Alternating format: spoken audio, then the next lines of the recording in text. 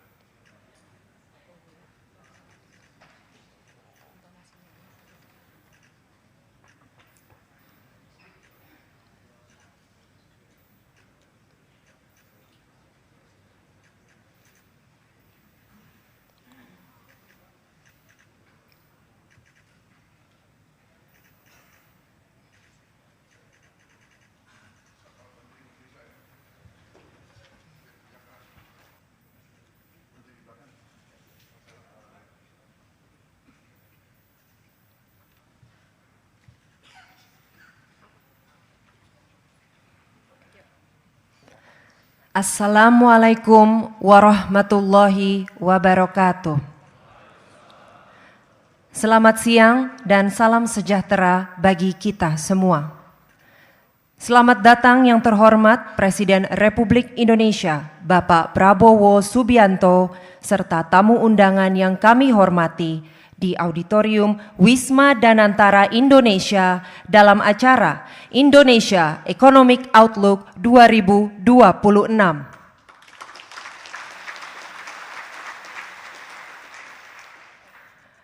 Bapak dan Ibu yang kami hormati, mengawali acara pada siang hari ini, marilah kita berdoa bersama yang akan dipimpin oleh Menteri Agama Bapak Nasaruddin Umar.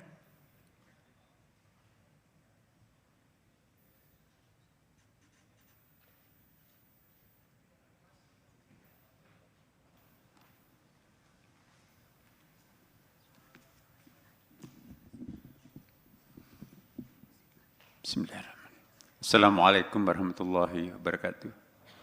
Selamat siang, salam sejahtera untuk kita semuanya. Om Swastiastu, Namo Buddhaya, salam kebajikan. Bismillahirrahmanirrahim. Alhamdulillahirabbil alamin, hamdas syakirin, hamdan na'imin, hamdan yuwafi ni'amahu wa yukafi mazidah. Ya Rabbana lakal hamdu kama yanbaghi li jalali wajhikal karim wa 'azimi sultanik. Allahumma shalli wa sallim alaihi. Puji syukur kami panjatkan kehadirat-Mu. Karena pada hari Jumat yang mulia ini penuh berkah dan menjelang memasuki bulan suci Ramadan sebentar lagi. Bersama Bapak Presiden, kami dapat menghadiri acara Indonesia Economic Outlook 2026. Kami berharap dan memohon berkah agar pertemuan ini berlangsung dengan lancar dan produktif. Kiranya pertemuan ini bisa melahirkan pemikiran cerdas dan produktif untuk memajukan bangsa kami. Berikanlah kekuatan dan kepercayaan diri kepada kami untuk merealisasikan berbagai usaha dan kreativitas guna menjadikan bangsa kami sebagai bangsa yang besar dan penuh berkah. Bukakanlah pintu hati dan kesadaran kepada segenap warga bangsa kami untuk mau mengakui dan mensyukuri hasil perjuangan dan karunia yang telah diupayakan bersama oleh anak-anak bangsanya sendiri.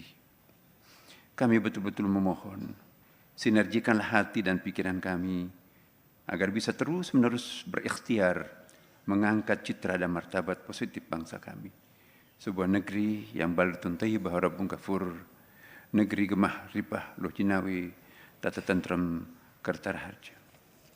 Ya Allah, ya Tuhan kami, ampunilah dosa-dosa kami, bimbinglah kami, tampakkanlah kepada kami yang benar itu benar, dan berikan kekuatan untuk menjalaninya. Tampakkan kebatilan itu batil, dan beri kekuatan kami untuk menghindarinya. Ya Allah, kabulkanlah permohonan kami. Rabbana atina fid dunya hasanah, wa fil akhirati hasanah wa qina adzabannar, walhamdulillahi rabbil alamin.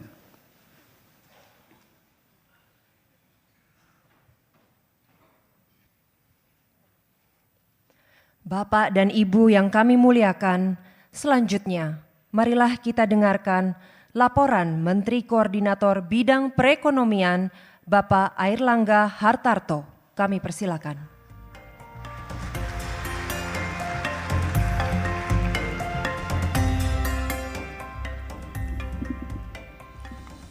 Bismillahirrahmanirrahim. Assalamualaikum warahmatullahi wabarakatuh. Salam sejahtera bagi kita semua. Om Swastiastu, Namo Buddhaya, salam kebajikan. Yang kita sama-sama hormati, Bapak Presiden Republik Indonesia, Bapak Prabowo Subianto,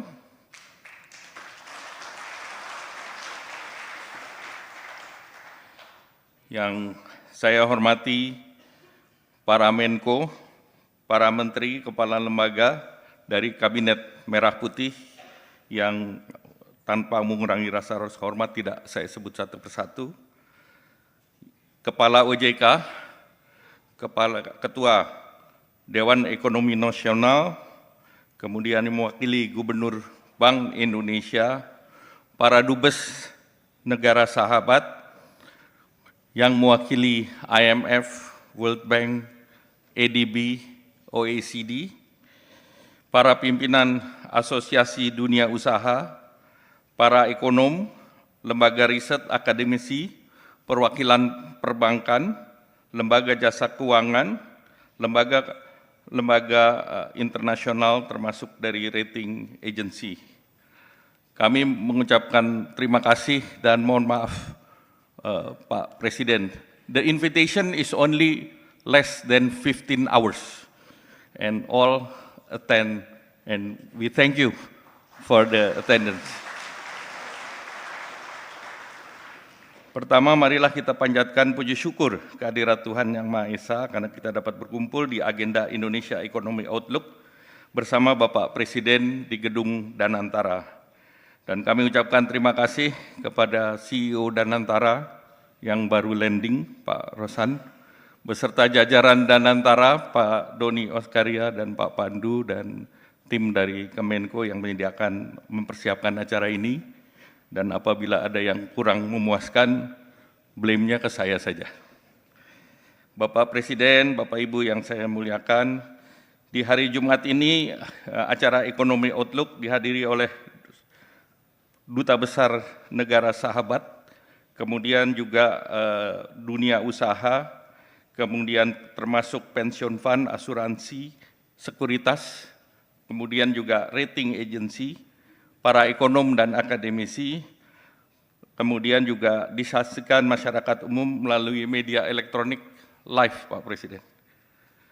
Kemudian kalau kita bicara mengenai ekonomi Indonesia, kalau kita lihat di tengah berbagai tantangan, pertumbuhan ekonomi global stagnan di 3%. Nah ini dari baik itu IMF, World Bank maupun OECD di tahun 2025 dan di tahun 2026 juga angkanya sedikit menurun secara global, 2,9 sampai 3,1. Dari segi perdagangan itu diperkirakan juga stagnan, turun bahkan di angka 2,4%. Namun Indonesia di antara negara G20 di kuartal keempat adalah nomor 2, Pak, sesudah India yang 7,4.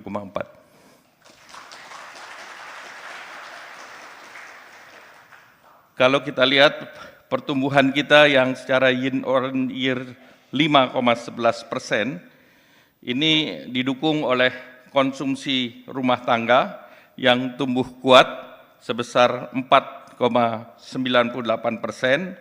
Ini mencerminkan stimulus ekonomi yang tepat sasaran, stabilitas harga, serta peningkatan mobilitas akibat daripada hari besar Nataru dan aktivitas ekonomi masyarakat. Dan ini untuk pertama kalinya Q4 dan Q1 back to back, Pak, hari besar keagamaannya. Karena di Q1 ada Idul Fitri yang diharapkan, dan selama pengalaman kita pada saat terjadi lebaran pertumbuhan tertinggi juga. Oleh karena itu kita akan terus dorong pertumbuhan di kuartal pertama tahun ini.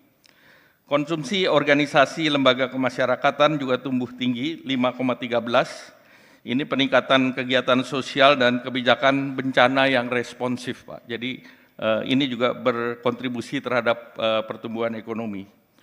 Investasi tumbuh signifikan 5,09%, dan belanja modal pemerintah ini juga luar biasa, tumbuh 44,2%. Jadi ini yang kita harapkan di kuartal pertama juga bisa digelontorkan oleh Kementerian Keuangan, oleh Pak Menkyu. Kemudian belanja pemerintah pada program prioritas dan stimulus ekonomi berperan menjaga permintaan domestik serta menjadi shock absorber terhadap risiko perlambatan ekonomi. Secara khusus di kuartal keempat tumbuh 4,55%. Nah, ekspor tumbuh positif di angka 7,03% dan didukung oleh peningkatan nilai dan volume ekspor, dan juga terjadi kenaikan kunjungan wisatawan dari sektor turisme yang naik 10% di akhir sepanjang tahun 2025. Dari program prioritas Bapak Presiden maupun stimulus ekonomi, sektor pertanian juga tumbuh tinggi di 5,03%, ditopang oleh produksi pertanian dan juga mendukung ketahanan pangan dan stabilitas daripada harga. Industri pengolahan tumbuh 5,3% dengan kuatnya permintaan domestik, kinerja ekspor yang baik, serta penguatan hilirisasi. Sektor transportasi, pergudangan, akomodasi, mamin tumbuh di atas 7%, ditopang oleh wisatawan dan mobilitas, dan wisatawan Nusantara mencapai 1,2 miliar perjalanan sepanjang tahun 2025, dan dibanding tahun 2024 tumbuh 17,55%. Pertumbuhan ini juga diiringi oleh indikator sosial, tingkat kemiskinan turun 8,25%, dan rasio Gini membaik di level 0,36. Ini menunjukkan pemerataan kesejahteraan yang terus meningkat. Tingkat pengangguran terbuka turun 4,74%, dan tambahan serapan tenaga kerja yang bekerja 2,71 juta orang sebagai hasil daripada realisasi investasi. Momentum ini sangat sesuai dengan tema daripada rencana kerja pemerintah, yaitu kedaulatan pangan, energi, dan transformasi ekonomi menuju Indonesia maju. Pertumbuhan ekonomi ditargetkan di tahun 2026 5,4% dengan potensi hingga 5,6%, dengan sektor prioritas adalah pertanian, industri manufaktur, digital, dan energi. Implementasi program prioritas Bapak Presiden seperti makan bergizi gratis, Koperasi Desa Merah Putih, dan program 3 juta rumah. Diharapkan ini menjadi sumber pertumbuhan yang mampu menyerap tenaga kerja luas, akselerasi produktivitas, dan penggerak utama pendukung pembiayaan yang non-APBN diantaranya melalui Danantara. Sektor keuangan memiliki peran strategis terutama sebagai enabler, dan dalam hal ini pasar modal yang menjadi window keuangan saat ini kembali positif dan stabil, dan untuk itu rebound daripada pasar modal dalam minggu ini. Dan agenda reformasi pasar modal antara lain peningkatan daripada saham yang beredar di publik dari 7,5 menjadi 15%, sehingga pasar menjadi lebih liquid. Transparansi pemegang saham, terutama yang di bawah 5%. Nah, ini yang sangat diperlukan sehingga keterbukaan daripada kepemilikan menjadi sangat jelas, dan juga untuk menambah likuiditas, dana pensiun maupun asuransi itu dibuka dari hanya boleh invest 10% naik ke 20%, dan ini pada saham-saham yang berkualitas ataupun saham aman seperti LQ45. Di sisi diplomasi ekonomi global dengan kepemimpinan Bapak Presiden, ini secara geopolitik kita membuka akses hampir seluruh pasar di dunia. Mulai dari EU SEPA yang akan membuat barang Indonesia 0% di tahun 2027, dan ini membuka akses pasar terhadap 14,7% PDB global. Indonesia Kanada SEPA, Indonesia Eurasia IAEU terhadap kawasan Eurasia. Kemudian juga dengan Inggris kemarin Economic Growth Partnership. Jadi ini awal daripada FTA dengan Inggris, dan insya Allah dengan Amerika akan segera ditandatangani dalam waktu dekat. Bapak Presiden dan para undangan yang kami hormati, untuk mencapai target pertumbuhan yang diharapkan oleh Bapak Presiden yang menjadi target yaitu 8% pertumbuhan, kita perlu melakukan reformasi struktural secara terus-menerus, di mana seperti pesawat kita pernah mau take off di tahun 98 tetapi ada gangguan internasional. Nah, sekarang kita akan take off dalam 2 tahun ke depan. Tentu mesin produksi baik itu belanja pemerintah maupun investasi pelaku usaha dan Danantara ini menjadi engine yang harus bergerak secara harmonis. Kemudian kebijakan yang juga terprediksi, dan sistem keuangan baik bank maupun pasar finansial yang lebih dalam, dan mesin dari segi permintaan adalah belanja masyarakat dan ekspor. Dengan dibukanya ekspor ke banyak negara, di sektor tekstil saja kalau kita buka semua, dalam 10 tahun ke depan diperkirakan bisa meningkat 10 kali, Pak Presiden, sehingga kesempatan kerja menjadi lebih tinggi. Nah, dengan adanya landasan yang kuat, yaitu investasi, birokrasi sederhana, penegakan hukum yang selalu dicanangkan oleh Bapak Presiden yang pasti, kita insya Allah negara ini bisa lepas landas. Selanjutnya dalam acara ini akan ada 6 panelis, yaitu Menteri Keuangan yang akan menjelaskan mengenai arah kebijakan fiskal, kemudian CEO Danantara terkait dengan tata kelola dan juga investasi yang akan dilakukan Danantara dan kaitannya dengan pertumbuhan. Kemudian dari segi Koperasi Desa Merah Putih sebagai program unggulan nanti akan disampaikan oleh Menko Pangan. Kemudian Kepala BGN akan mendorong implementasi program MBG dan kaitannya dengan supply chain dari pertanian hingga distribusi dan kontribusi terhadap pertumbuhan ekonomi. Menteri Pertanian capaian swasembada pangan dan terkaitan dengan reform struktural di sektor pangan yang mendorong pertumbuhan inklusif, dan Menteri ISDM terkait dengan transisi energi dan komoditas mineral dan hilirisasi serta sustainabilitas. Demikian laporan saya, Bapak Presiden. Selanjutnya kami mohon berkenan Bapak Presiden untuk memberikan arahan sekaligus menyampaikan arahan dan dalam Indonesia Economic Outlook ini sebelum kita lanjutkan nanti dengan panelis. Demikian, terima kasih. Wassalamualaikum warahmatullahi wabarakatuh.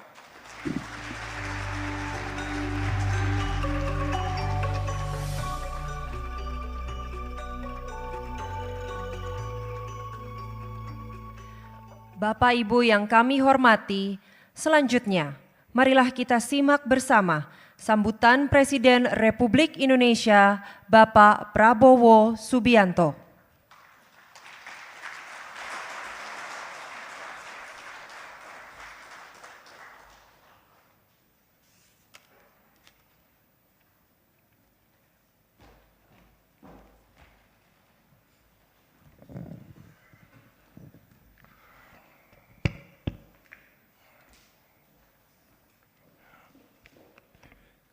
Bismillahirrahmanirrahim. Assalamualaikum warahmatullahi wabarakatuh.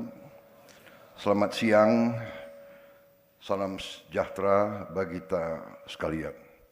Shalom, salve, om swastiastu, namo buddhaya, salam kebajikan.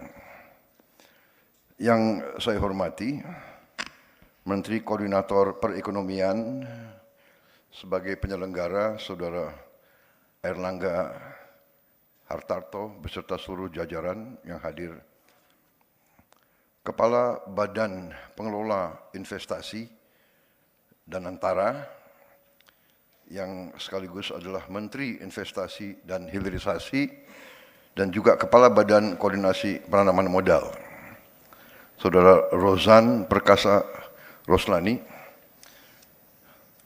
Kepala Badan Pengelola Badan Usaha Milik Negara, Saudara Doni Oskaria, yang juga adalah COO daripada Danantara. Para Menteri Koordinator, para Menteri, para Kepala Badan, para Wakil Menteri dan seluruh anggota Kabinet Merah Putih, yang tidak saya sebut namanya satu persatu tanpa mengurangi rasa hormat saya. Ketua Dewan Ekonomi Nasional, Jenderal TNI Purnawirawan Luhut Binsar Panjaitan, para duta besar negara sahabat yang hadir, yang saya hormati, terima kasih atas kehadiran saudara-saudara, para pimpinan bank milik negara, hadir Bank Mandiri, BNI, BRI, BTN, dan BSI, dan juga bank swasta yang hadir.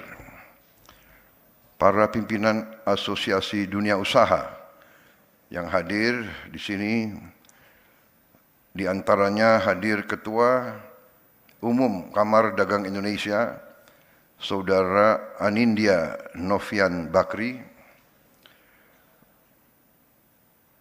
Hadir juga Ketua Umum Asosiasi Pengusaha Indonesia, APindo, Saudari Sinta Wijaya Kamdani, dan juga Ketua Umum Himpunan Pengusaha Muda Indonesia, Saudara Akbar Himawan Bukhari.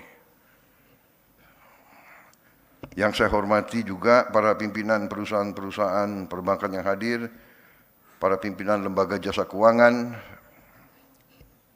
para pimpinan perusahaan BUMN dan swasta, para pimpinan lembaga ekonomi dan lembaga riset nasional, para pimpinan lembaga riset, para rektor, para ahli bidang ekonomi, saudara-saudara sekalian hadirin yang saya hormati, dan para rekan pers dan media yang hadir. Tentunya sebagai insan yang bertakwa, marilah kita tidak henti-hentinya memanjatkan puji syukur kehadirat Tuhan Maha Kuasa, Tuhan Maha Besar, bagi umat Islam Allah Subhanahu wa Ta'ala yang memiliki sekalian alam, atas segala karunia, atas segala berkah, kesehatan dan kedamaian yang masih diberikan kepada kita.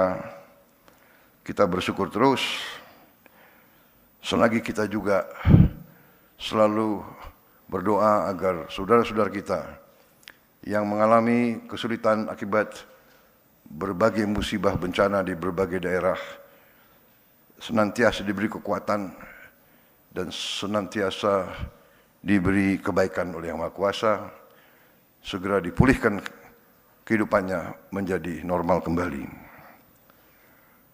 Saudara-saudara sekalian, adalah suatu kehormatan dan kebanggaan bagi saya untuk bisa hadir dalam acara ini. Saya menyambut baik inisiatif Menteri Koordinator Perekonomian dengan semua timnya dan menteri-menteri lain yang terkait yang telah bekerja keras dalam tahun pertama pemerintahan kita. Baru 1 tahun lebih kita bekerja, tapi kita merasakan sebenarnya banyak sekali yang sudah kita capai. Saudara-saudara sekalian, dalam sebuah perjalanan panjang yang bisa kita katakan perjalanan pembangunan suatu bangsa,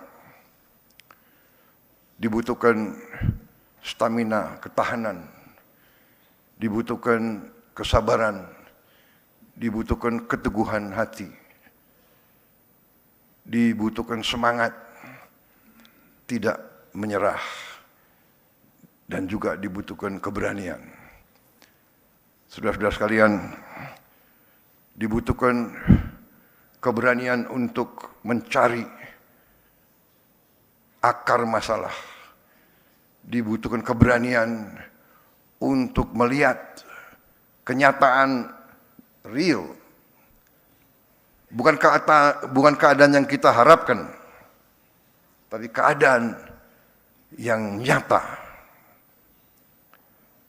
Setelah kita mengerti keadaan yang nyata, dibutuhkan lagi keberanian untuk mengakui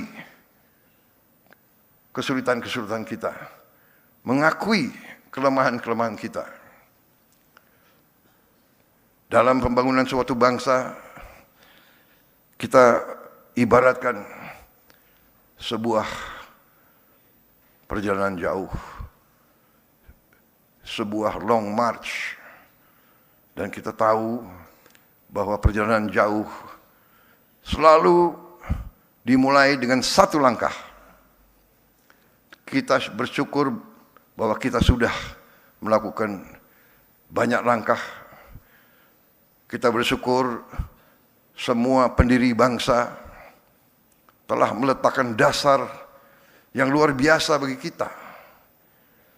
Kita bersyukur pendiri-pendiri bangsa kita, pejuang-pejuang bangsa kita mewariskan kepada kita satu nusa, satu bahasa, satu kebangsaan.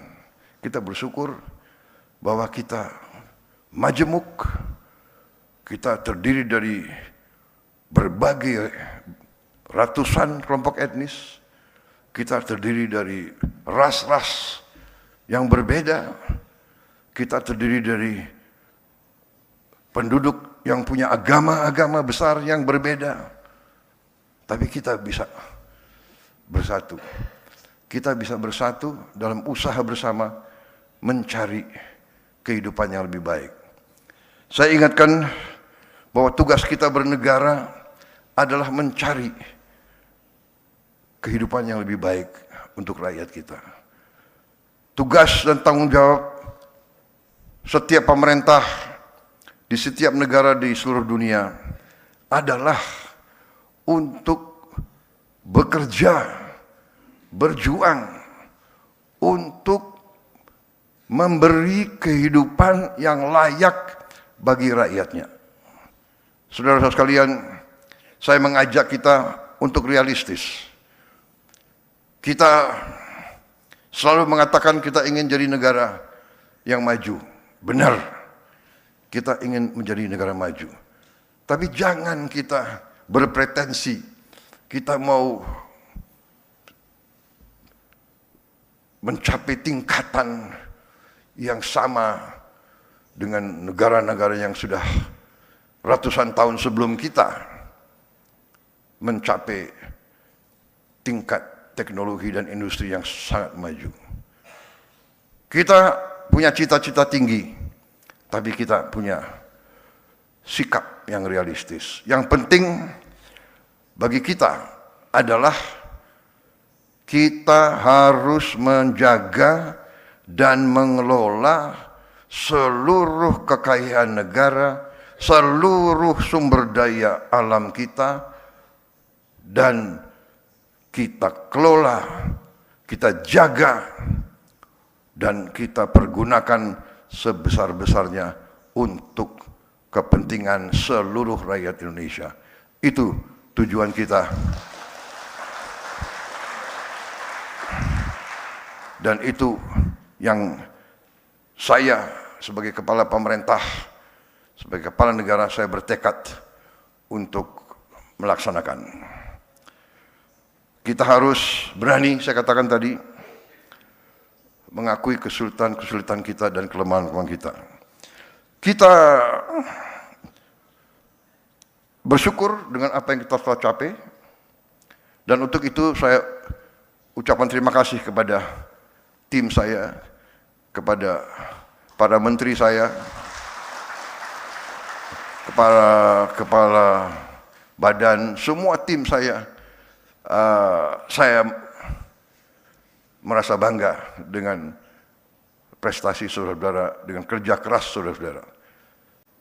Saya yang tahu saudara, saya yang lihat saudara dari hari ke hari, semua pencapaian kita yang kita harus bangga adalah hasil kerja keras seluruh tim yang saya pimpin. Jadi saudara-saudara, di hadapan seluruh rakyat Indonesia saya katakan, memang tim saya adalah, menurut pendapat saya, menurut keyakinan saya, karena saya pengguna, saya melihat langsung dari dekat, mereka sungguh-sungguh adalah putra-putri terbaik bangsa Indonesia. Terima kasih. Terima kasih pekerjaanmu, dan saya percaya kita akan mencapai prestasi yang lebih baik lagi. Saudara-saudara sekalian, para pakar silahkan menilai. Saya percaya bahwa kita akan membuat kejutan demi kejutan. Kita akan buktikan ke seluruh dunia bahwa bangsa Indonesia sekarang, bangsa Indonesia hari ini adalah bangsa Indonesia yang percaya diri, bangsa Indonesia yang faham, bangsa Indonesia yang bertekad untuk berdiri di atas kaki kita sendiri, dan kita tidak mau dan tidak akan lagi selalu didikte oleh bangsa lain atau dipermainkan oleh siapapun lagi. Saudara-saudara sekalian, kita harus berani mengakui kelemahan-kelemahan kita. Tapi saudara-saudara, setelah kita bekerja 1 tahun, mulai berapa hari ini, berapa minggu ini, saya dapat laporan dari kepala-kepala daerah, beberapa gubernur, beberapa bupati. Sekarang mereka baru melihat hasil real, dampak real dari berbagai kebijakan kita. Mereka mengatakan di tingkat mereka bahwa konsumsi rumah tangga meningkat. Tadi dibenarkan. Saya beberapa hari lalu ketemu pemimpin-pemimpin industri dan perdagangan. Rombongan Apindo datang ke saya, dipimpin oleh ketua umumnya. Datang ke saya 23 orang. Mereka laporan ke saya, bulan Januari ini konsumsi rumah tangga meningkat. Dan mereka katakan, yang mengatakan mereka, pelaku bisnis, mereka mengatakan bahwa mereka merasakan bahwa MBG, makan bergizi gratis, telah mendorong peningkatan konsumsi rumah tangga ini dan mendorong pertumbuhan di desa-desa, di kecamatan-kecamatan, di lapisan yang paling bawah dari ekonomi kita. Dan dari sinilah, dari lapisan paling bawah, Indonesia akan bangkit menjadi ekonomi yang dinamis. Kalau saya percaya bahwa ekonomi kita akan sangat baik tahun ini.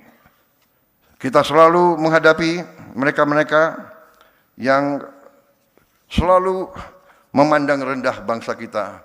Itu tidak menjadi apa-apa. Itu bagi kita adalah cambuk untuk kita bekerja lebih baik lagi. Kita bekerja untuk rakyat kita. Kita bukan bekerja untuk menyenangkan orang lain. Kita bekerja untuk rakyat kita. Itu yang saya tekankan, saudara sekalian. Saudara sekalian,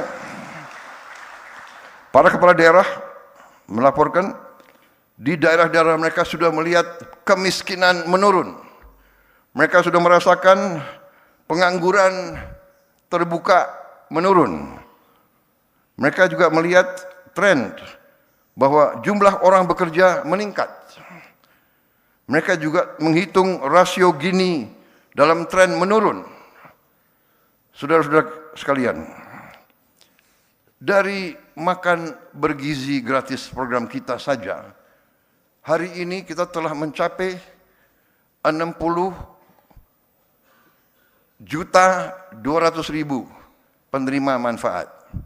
Anak-anak Indonesia, ibu-ibu hamil dan orang tua, lansia yang hidup sendiri dan tidak ada yang membantu. 60.200.000. Tiap hari kita beri makan. Kalau dihitung berarti kita memberi makan penduduk sebesar Afrika Selatan. Tiap hari untuk ibu-ibu hamil kita memberi diantar ke rumah. Untuk orang tua lansia diantar ke rumah. Saya kira di dunia ini adalah suatu prestasi yang membanggakan. Dari segi manajemen, dari segi logistik, dari segi pengendalian, saya kira ini sesuatu yang mungkin harus dicatat sebagai prestasi yang membanggakan kita. Saudara-saudara, dari 60.200.000 tersebut, kalau dijumlahkan selama ini, kita sudah memproduksi dan mendistribusi 4,5 miliar porsi makanan. 4,5 miliar, dan kita mengakui terdapat 28.000 katakanlah penerima manfaat yang mengalami gangguan dari makanan itu dengan berbagai sebab. 28.000 ini sebagian besar tidak perlu dirawat, hanya sebagian kecil. Dan 28.000 ini dibandingkan dengan 4,5 miliar, statistiknya adalah kalau tidak salah 0,0006.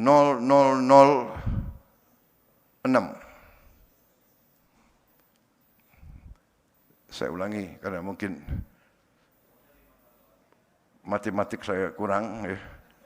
0,000. 0 lagi, 40, luar biasa. 0,00006.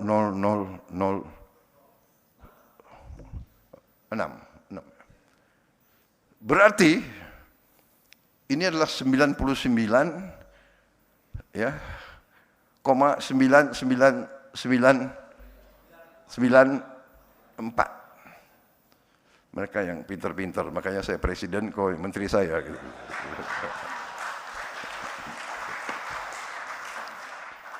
Yang pintar mereka, jadi Kalau nggak pinter, nggak duduk di situ mereka. Berarti kalau in reality ini harus dikatakan suatu usaha yang berhasil. Iya kan?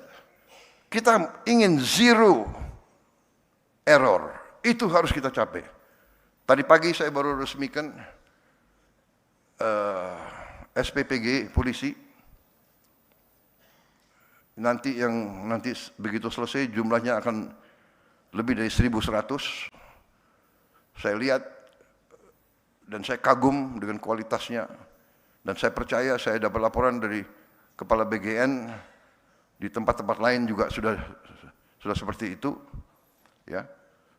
Alat-alat yang kita produksi dari dalam negeri juga sudah cukup canggih untuk menjamin kebersihan air, menjamin kebersihan food tray, dan selanjutnya juga mengatur limbah daripada MBG ini. Jadi saudara-saudara, MBG ini hari ini sudah mencapai 23.000 lebih dapur. 23.000 lebih dapur SPPG. Pada puncaknya, ini akan sampai 82 juta lebih penerima manfaat. Pada ujungnya akan mencapai lebih dari 30.000 dapur. Dan tiap dapur mempekerjakan 50 orang. Dari MBG saja sekarang sudah lebih dari 1 juta orang bekerja. Di ujungnya akan 1,5 juta orang bekerja tiap hari. Tapi tiap dapur akan menimbulkan dan sudah menimbulkan 5 sampai 10 pemasok, supplier. Masing-masing pemasok punya 3, 4, 5 petani yang bekerja. Ekonomi di desa hidup. Petani sayur, petani ikan, peternak ayam, peternak kambing, peternak susu. Semua yakin bahwa hasilnya langsung dibeli dan tidak jauh, karena di tiap kampung mereka bisa punya pasar tetap, pasar terjamin. Ini menimbulkan ekonomi dari bawah. Para kepala daerah melaporkan bahwa mereka merasakan dinamisme dari bawah. Saudara-saudara, ini hanya salah satu bukti awal dari 1 tahun kita bekerja. Dan ini akan terus kita buktikan dengan hasil nyata, saudara-saudara. Kita juga sudah mulai membangun desa-desa nelayan. Desa nelayan tahun 2026 ini akan mencapai 1.000 desa nelayan. Tiap desa nelayan terdiri dari sekian ratus, ada yang 300, 500, ada yang sampai 2.000 nelayan. Yang selama Republik Indonesia berdiri belum pernah disentuh oleh pemerintah Republik Indonesia. Nelayan-nelayan kita belum pernah dapat perhatian. Mereka kadang-kadang tidak bisa punya es. Tidak ada pabrik es di desa mereka. Mereka sulit dapat solar. Mereka sulit untuk dapat akses ke pasar. Ini kita rubah. Kita totalnya dalam 4 tahun mendatang kita akan membangun 5.000 desa nelayan. Tiap desa nelayan kita akan bangun pabrik es. Kita akan bikin cold storage. Kita akan bikin dermaga. Kita akan bagikan kapal-kapal. Kita akan siapkan kendaraan. Saudara-saudara, dan ini semua bukan handout, bukan kita bagi-bagi ini, kita organisir dalam koperasi, semua pengeluaran mereka akan bayar kembali ke bank-bank dan ke pemerintah. Saudara-saudara, ekonomi yang kita jalankan bukan ekonomi handout. Yang kita akan bangun ini semua sudah ada dalam anggaran kita sudah bertahun-tahun. Jadi saudara-saudara, nanti desa-desa itu kita beri kebebasan, kalau dia mampu, kita akan permudah akses kepada ekspor. Dia bisa ekspor langsung. Kita akan buka pelabuhan-pelabuhan, lapangan-lapangan terbang boleh ekspor langsung. Saudara-saudara, kita akan permudah regulasi supaya mereka bisa menumbuhkan kegiatan ekonomi yang mendasar. Dan mereka akan menghasilkan protein dalam kondisi yang tidak terlalu mahal untuk seluruh rakyat Indonesia. Demikian juga, saudara-saudara, ini sudah hampir 100 sudah jadi di berbagai titik, dan target kita 2026 ini akan sampai 1000, dan selanjutnya total sampai 2029 target kita adalah 5.000 desa nelayan yang nanti mereka akan kembalikan investasi itu, tapi kita kasih kelonggaran mengembalikannya supaya tidak terlalu berat untuk mereka. Kita beri kelonggaran pengembaliannya bisa di atas 10 tahun, 11 sampai 12 tahun. Yang tidak ada masalah, karena para pengusaha-pengusaha besar juga kadang-kadang minta kredit juga belasan tahun. Itu pun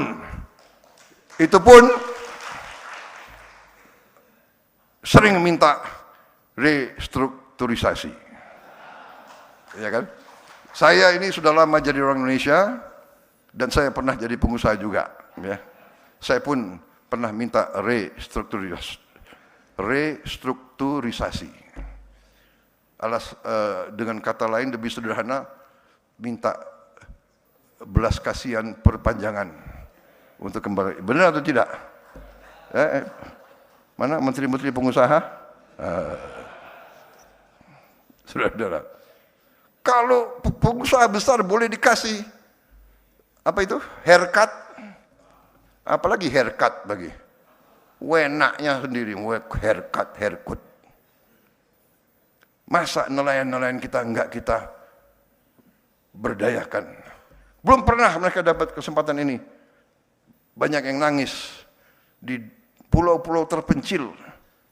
Sekarang kita hadir, kita memberi harapan ke depan. Sama juga dengan Koperasi Merah Putih yang akan kita bangun dan sudah mulai sebentar lagi. Kemungkinan saya dapat laporan mungkin dalam 1-2 bulan ini sudah akan beroperasi beberapa ratus koperasi. Yang koperasinya sudah hampir berdiri adalah 30.000 koperasi. 30.000 gudang. Tiap koperasi punya gudang, punya cold storage, punya gerai-gerai. Di situ akan ada farmasi desa murah. Obat generik akan sampai, akan ada klinik desa, akan ada gerai untuk super micro financing untuk membantu menghilangkan peran daripada rentenir. Kita akan beri bunga yang sangat mudah, sangat ringan untuk mereka-mereka. Semua barang subsidi akan punya akses, rakyat akan punya akses langsung, sehingga tidak ada penyelewengan, tidak ada kebocoran. Dan ini semua anggarannya dari mana? Anggarannya sudah ada. Karena 10 tahun kita sudah beri dana desa kepada desa-desa kita. 10 tahun sudah kita berikan. Dan sekarang kita akan mengarahkan, selama ini 10 tahun kita harus akui banyak dana tersebut tidak sampai ke rakyat. Ini dibuktikan dengan banyak sekali kepala desa yang terpaksa berhadapan dengan hukum karena tidak dapat pertanggungjawabkan dengan baik penggunaan dana tersebut. Saudara-saudara sekalian, dari ini semua, saudara-saudara, kita akan buktikan bahwa pertumbuhan ekonomi kita real, nyata, dan akan di atas sasaran yang kita tetapkan. Saudara-saudara sekalian, kita juga buktikan bahwa kita sekarang sudah swasembada beras. Kita menuju swasembada pangan. Saudara-saudara, produksi beras kita tahun 2025 adalah 34,7 juta ton, naik 13% dari 2024. Sekarang cadangan beras di Bulog bulan Juli 2025 adalah 4,2 juta ton, adalah tertinggi sepanjang sejarah bangsa kita. Dan sampai sekarang pun cadangan yang sudah ada masih sangat tinggi. Saudara-saudara sekalian, dalam kebijakan fiskal, saya sudah buktikan bahwa kita bisa melaksanakan efisiensi, penghematan yang sangat besar. Di tahun pertama pemerintahan kita telah menghemat uang dari anggaran kita sendiri sangat besar. 300 triliun lebih penghematan kita. Di akhir tahun 2025 pun kita lakukan dan kita melihat hasil dari penghematan tersebut. Uang penghematan inilah yang kita pakai untuk program MBG dan sebagainya. Uang yang pasti akan habis untuk hal-hal yang tidak produktif. Kita alihkan ke hal-hal yang produktif.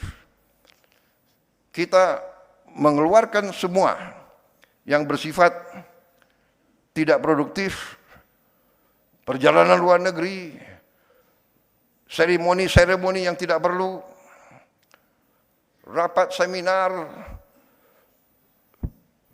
FGD, dan sebagainya.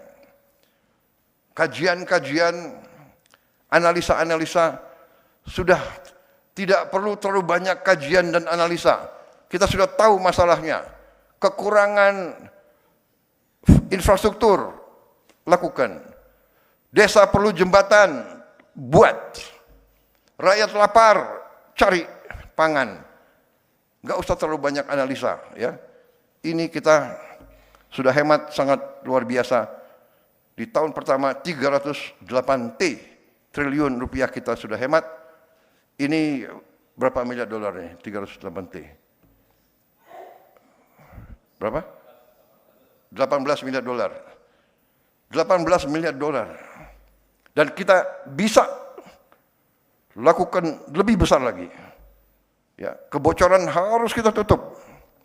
Harus kita kurangi. Saudara-saudara sekalian, saya masih melihat kebocoran-kebocoran besar, tapi saya terima kasih Danantara, dalam 1 tahun Anda bekerja, mungkin kurang dari 1 tahun. Kita bentuk saudara baru Februari 2025.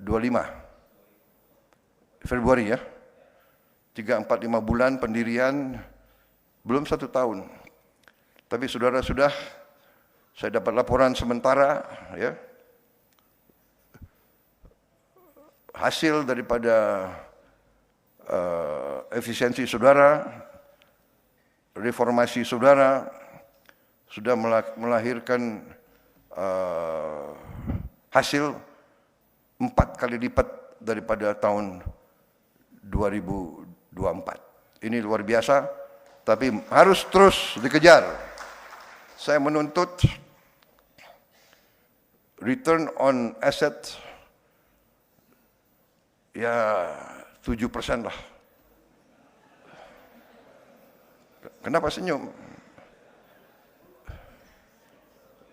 Kepala Danantara bisa?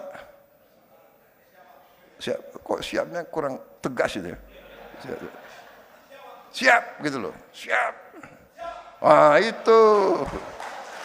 Danantara siap. Tidak usah khawatir. Ya. Saya ingat selalu apa yang dikatakan Bung Karno, gantungkanlah cita-citamu setinggi langit. Kalau kau tidak sampai, minimal kau jatuh di antara bintang-bintang. Kan begitu. Siap dulu. Ya. Kami dulu di pasukan khusus tentara, moto kami dulu, siapa berani menang. Berani dulu, ya kan? Patok 7%. Kau akan kaget, ya kan? Kalau kau patok 5% Pak, nanti 3%. Kau patok 7%, 8%, saya patok 8%. Sekarang saya tingkatkan. Harus bisa lebih dari 8%. Menteri-menteri bisa?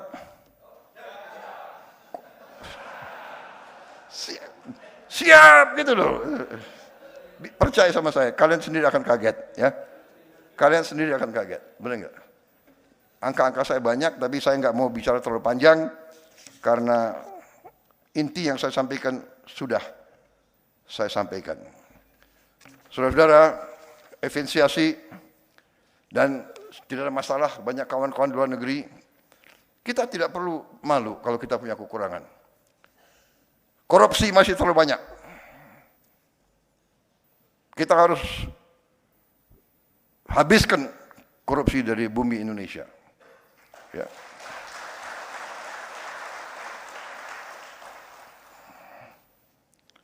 Segala kebocoran, segala penyelewengan, segala manipulasi, ya semua tingkatan. Saya kumpulkan pengusaha-pengusaha yang sebagian besar adalah kawan saya sendiri. Saya sampaikan, sudahlah, kalian sudah besar, sudah kaya, ya, patuhi peraturan. Kalian pinter-pinter, tapi di Indonesia ini orang pinter itu pinternya pinter mencari peluang mengatasi peraturan. Benar? Ini dari sekolah kita belajar, ya kan? Ini hilangkan budaya itu, ya. Tapi masalahnya pemerintah birokrasi juga harus benar. Kadang-kadang birokrasi yang tidak benar. Iya kan? Ada yang sampaikan kepada saya bahwa Winston Churchill pernah mengatakan, I am more afraid of my bureaucrats than I'm afraid of Adolf Hitler. Katanya, but kita nggak tahu apa benar atau tidak dia mengatakan begitu. Tapi kira-kira semangatnya seperti itulah, ya. Ya, saya juga begitu. Mungkin dirubah deh, aku yang ngomong ya. I'm more afraid of my own bureaucrats than I'm afraid of siapalah, kuntilanak atau apa gitu.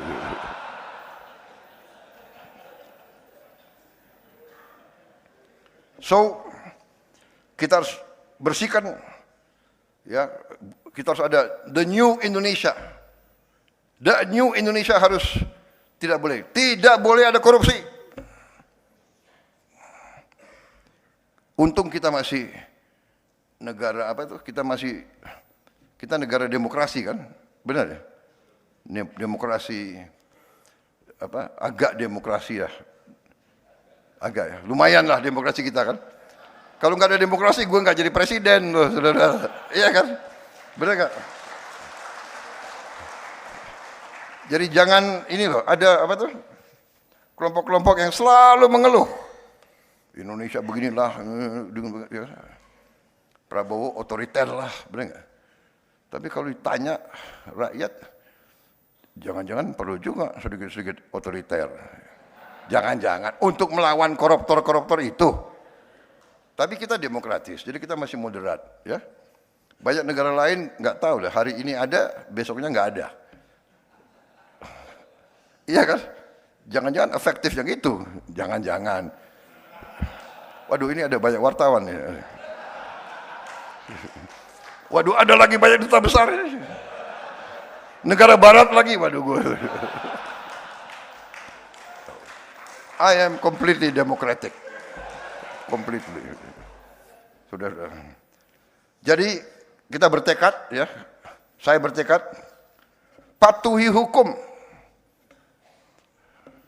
Tidak ada kompromi. Kita harus tegakkan hukum dengan baik. Tapi tidak boleh ada miscarriage of justice. Tidak boleh hukum dipakai alat untuk mengerjain lawan politik. Tidak boleh. Dan saya tidak mau, dan saya sudah buktikan. Ya, saya buktikan, saya berani abolisi, saya berani amnesti. Kalau saya merasa ada sesuatu. Jadi pengadilan kita harus memberi keputusan yang adil, beyond a reasonable doubt. Keputusan itu harus beyond a reasonable doubt. Harus tidak boleh ada keraguan-raguan sedikit pun. Kalau ada kemungkinan bahwa terdakwa itu mungkin tidak bersalah, kita tidak boleh memberi putusan yang final kepada mereka itu. Dan saya sebagai pemegang mandat dari rakyat, saya bertanggung jawab. Saya ingin ada rule of law di Indonesia. Saya ingin ada kepastian hukum. Hanya dengan kepastian hukum kita bisa menjamin stabilitas dan ketenangan bagi rakyat kita. Rakyat kita harus merasa hidup dalam masyarakat di mana pemerintahnya bersih dan adil. Ini syarat dari keberhasilan suatu negara. Saya pelajari sejarah. Tidak ada negara berhasil tanpa pemerintah yang bersih dan adil. Dan saya bertekad dengan tim saya, kita membangun pemerintah yang bersih dan adil. Dan birokrat-birokrat yang tidak mau menyesuaikan, kita akan mengadakan regenerasi. Saya sudah siapkan institusi-institusi pendidikan. Tahun ini kita akan mulai membangun 10 universitas baru, 1 lembaga khusus untuk administrasi pemerintahan. Putra-putri Indonesia yang terbaik akan kita pilih, akan kita godok, kita siapkan untuk mengambil alih kepemimpinan semua lembaga yang baik. There is nobody that cannot be replaced. Saya perintahkan kepada Danantara, BP BUMN, Menpan RB, semua menteri KL,